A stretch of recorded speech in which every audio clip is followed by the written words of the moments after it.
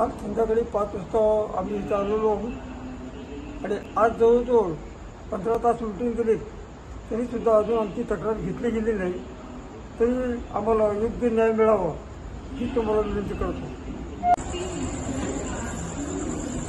26 तारखेला मी नाईटला जाताना ट्रेनमधून उतरे कुर्ला स्टेशनला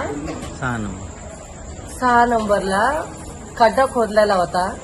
त्या खड्ड्याला काहीच लावलेलं नव्हतं त्यांनी पट्टी वगैरे आणि त्याच्यामध्ये मी पडले आणि माझ्या हाताचे 2 तुकडे झाले.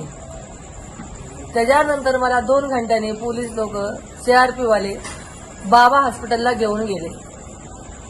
बाबा हॉस्पिटलला माझं ऑपरेशन झालं नाही. ते मला इथं ऑपरेशन होणार नाही, इथं मशीन नाही का म्हणून मला त्यांनी सेम हॉस्पिटलला जायचं सांगितलं. मग मी घरी माझ्याकडे पैसे नव्हते. मी 6 दिवस 2 तुकडे हातात झालेले घेऊन बसले होते घरामध्ये.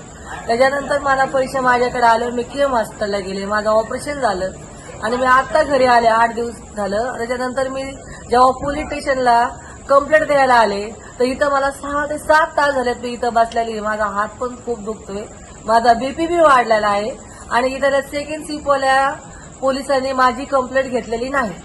ते मला घेणारच नाही. एक पोलीस घेत होता, त्याच्यानंतर त्याचा ऑफिसर आला, म्हणले ही कंप्लेंट घ्यायची नाही. मला वरिष्ठांचा फोन आलेला आहे, मी कंप्लेंट आणि मला फार त्रास होतोय आणि आता माझे मिस्टर आणि मी इथं बसलेले आहे. सर